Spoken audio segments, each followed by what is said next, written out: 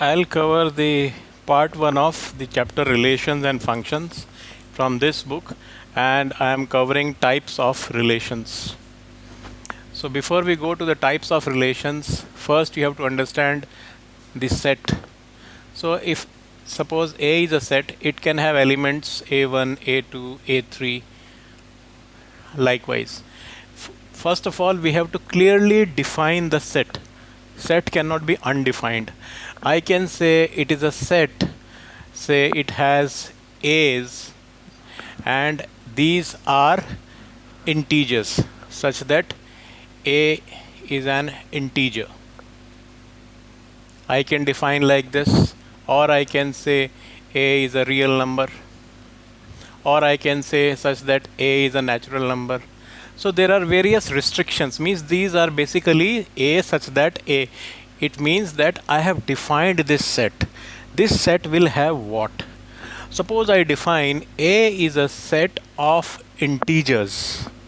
A is a set of integers, and the value of A, the elements various A, mod A has to be less than equal to 3. So if I define it like this, so what it can have? It can have -3, -2, -1, 0. I am saying A is an integer such that mod A is less than equal to 3. So first let me understand that, because you have to first define the set, then within set we define the relationships.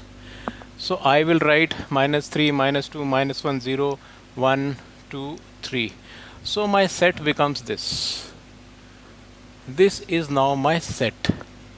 Now within this set, 0 is an integer, is a neutral integer. So within this set, I can have various relationships. Now suppose I define that within this set, I want a relationship such that I want this kind of a relationship x, y, such that y is greater than x. So relationship is nothing but a condition which I have put on the elements which I will be putting in these subsets. These are what I am from a set. I am drawing out subsets, and I am saying now this is the condition how I will make the subset.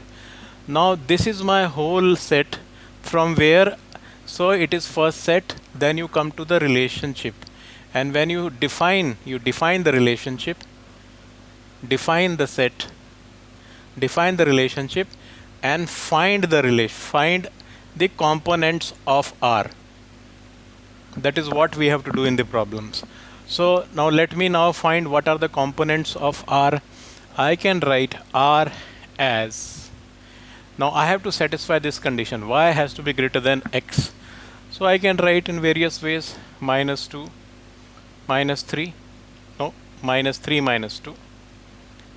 I can write like this. I can write -2, -1. All these are greater than this. This is y, this is x. I can write -1, 0. It satisfies. I can write 0, 1. I can write 1, 2. I can write 2, 3. Likewise, it doesn't end here. I will find number of other combination. This way I'll write the relationship. So this now becomes a subset of this. What are the all possible relationships here is A cross A. And R will be subset of A cross A. Whatever you get in A cross A, R will be the part, R will be subset. R is subset of A cross A. So whatever possible combinations you will get will be within the all possible combinations which you can get by these numbers. So relationship is first defined and then you find. Now let us now take a simpler case so that we first define the empty relationship and universal relationship. Now empty relationship. Empty relationship will be a situation where I do not find elements to fill in the relationship. Suppose I say that there is a school